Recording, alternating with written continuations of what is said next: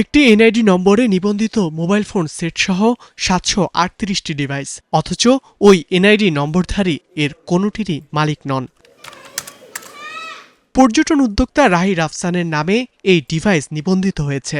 সম্প্রতি এনইআইআর এর ওয়েবসাইটে গিয়ে বিষয়টির টের পান তিনি।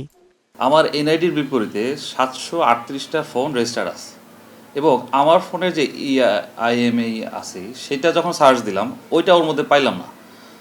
তার মানে হচ্ছে আমার ফোনটা রেজিস্টার্ড না, বাট আমার এনআইডি দিয়ে অসংখ্য মোবাইল রেজিস্ট্রেশন করা আছে। মজার ব্যাপার হলো আমার ফোনের IMEI কিন্তু রেজিস্টার্ড, এটা তাহলে অন্য কারো এনআইডিতে রেজিস্টার্ড হয়ে গেছে। মানে এরকম একটা অবস্থা আমি সাইটটা দেখে বুঝতে পারলাম। ফিঙ্গারপ্রিন্ট সব দেশেই চালু আছে, আমাদের এগুলো কেন ফিঙ্গারপ্রিন্টের আওতায় নেওয়া হচ্ছে না? সরাসরি IMEI দিয়ে কীভাবে ফোন রেজিস্ট্রেশন হচ্ছে?